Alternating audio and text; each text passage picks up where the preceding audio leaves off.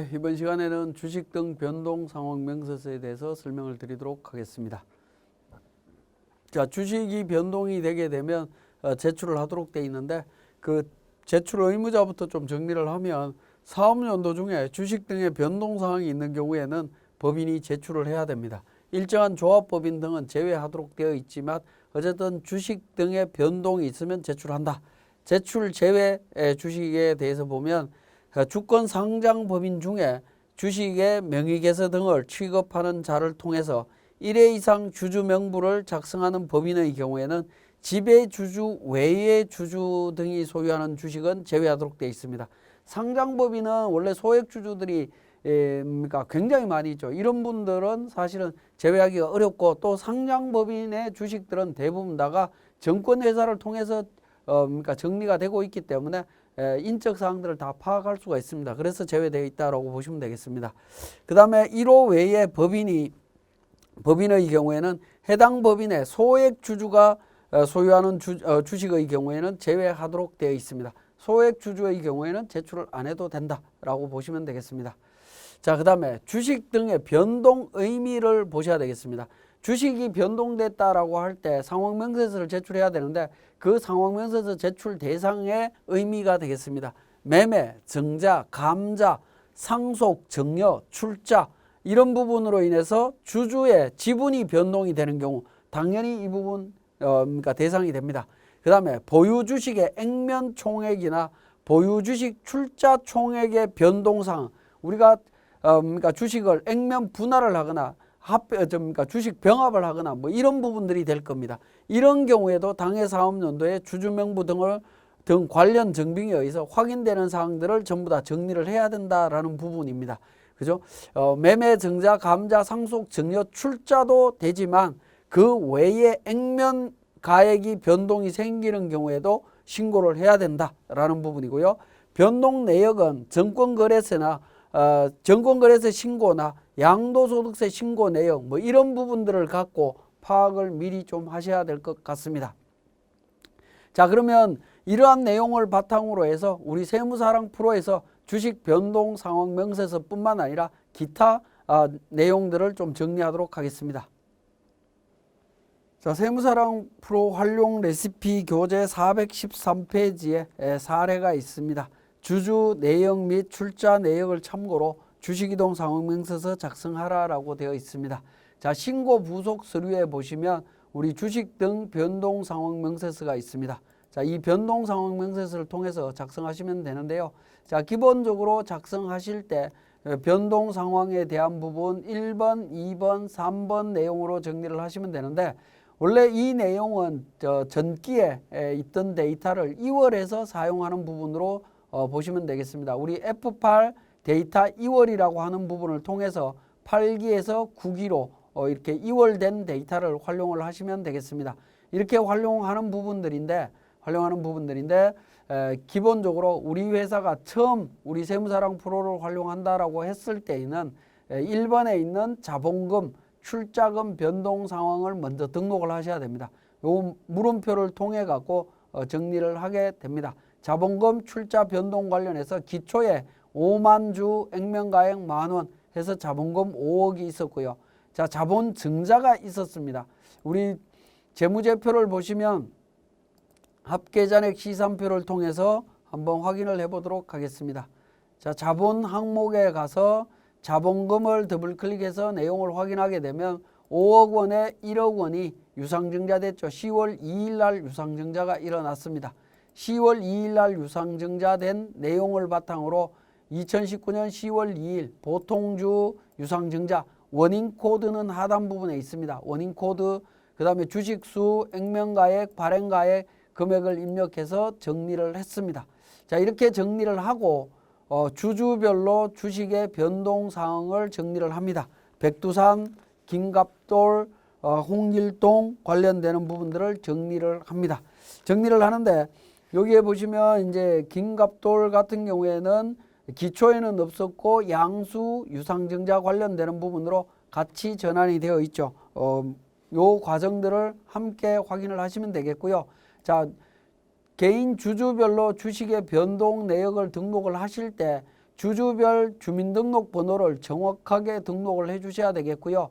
자, 그 다음에 주주별로 지배주주와의 관계를 정확하게 분류를 해 주실 필요가 있습니다.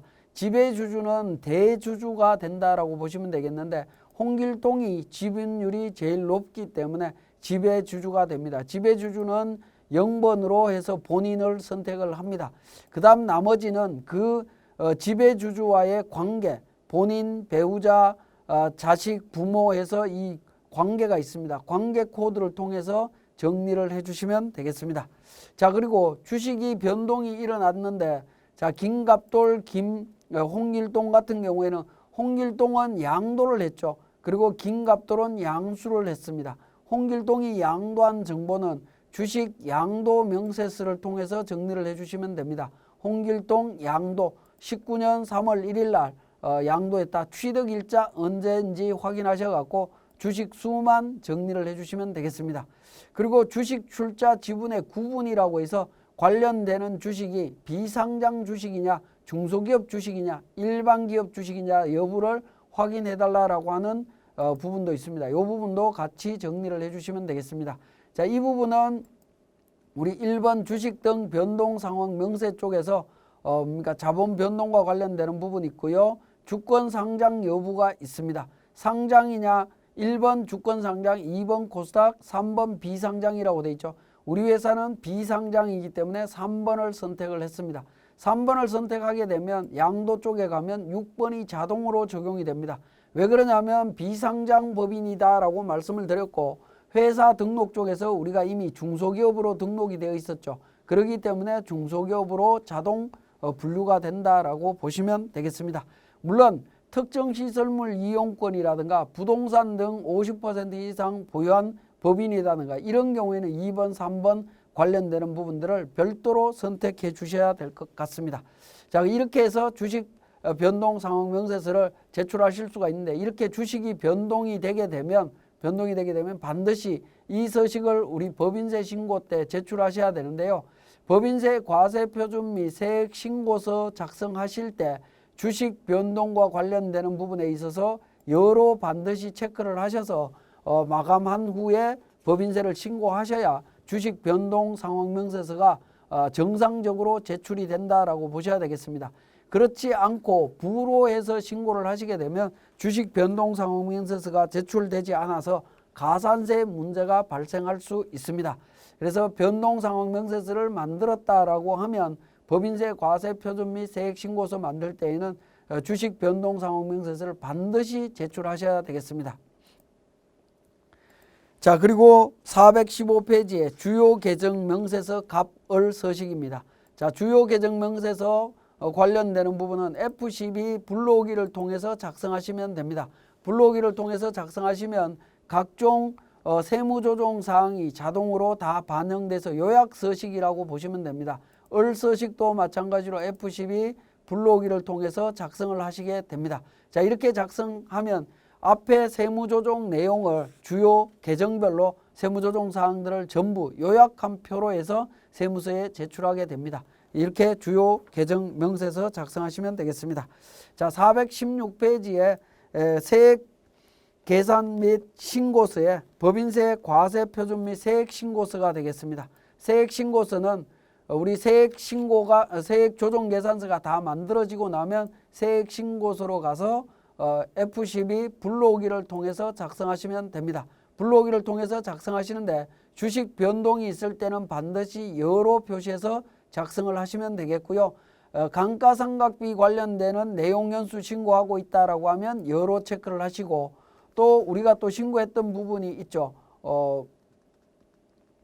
자, 여로 신고한 부분이 있고 또 그 다음에 성실신고 확인서 제출 대상 법인이라고 하면 그러니까 여로해서 관련되는 서식을 추가로 제출하는 부분이 있다라고 하면 여부를 정확하게 판단하셔서 신고서를 마감하시면 되겠습니다. 이렇게 마감해서 작성하시면 되겠고요. 그리고 관련되는 세액은 우리 F8번 납부서 인쇄라고 하는 기능을 통해서 납부서를 작성해서 세금을 납부하실 수 있습니다. 그렇지만 요즘은 일반적으로 법인세를 전자신고, 국세청 홈택스에 전자신고한 후에 납부서를 출력해서 납부하는 방식을 취합니다.